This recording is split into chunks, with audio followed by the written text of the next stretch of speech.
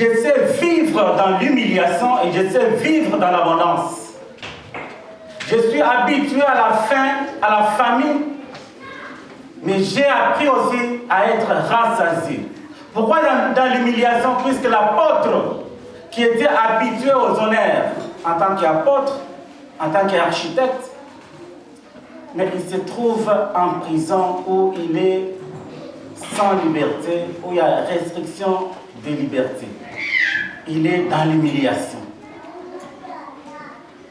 Et il dit, je sais vivre aussi dans l'élévation ou dans l'abondance.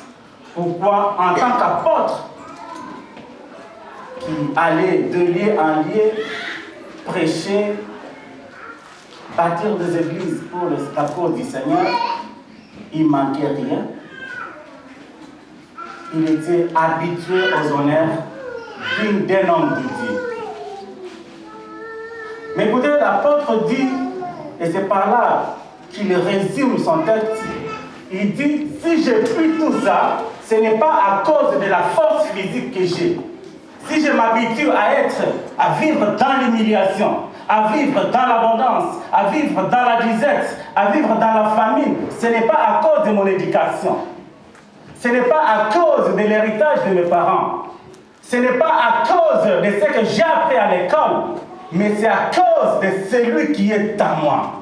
Celui qui est en lui, c'est Jésus-Christ de Nazareth.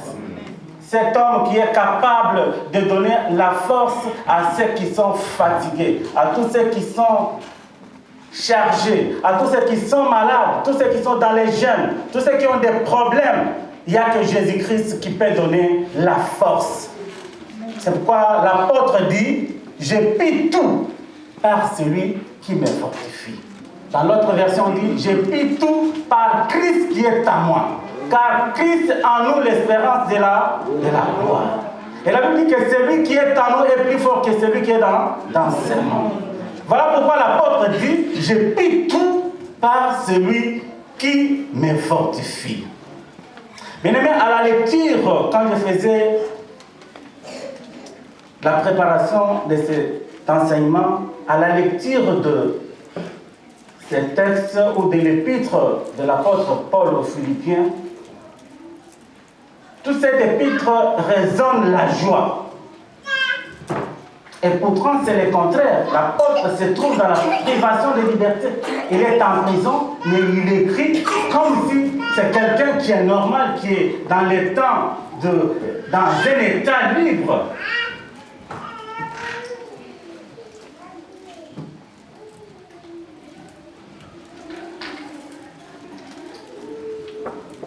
Bien-aimé, dans le deuxième texte de 2 Rois 6, 25 à 29, la ville de Samarie est assiégée. Il y a une grande famine. Une famine telle que même les animaux qui sont déclarés impies par la loi, dans ce temps-là, sont passibles de passer dans des casseroles et être mangés comme des animaux qu'on mange. Il y a la tête d'une âne qui valait 80 cycles, donc l'équivalent de 80 euros, disons. Un animal impur déclaré par la loi, dont la tête n'a pas assez de chair, vaut 80 euros. Pour nous qui habitons Châtillon, ces derniers temps, c'est la tête de porc. Ça coûte environ 6,28 €. Mais mouton quand même, les gens n'ont par rapport à mouton. Mais comme la loi, il y a des menthes et les guimamines, c'était 2 €, maintenant c'est 6 €.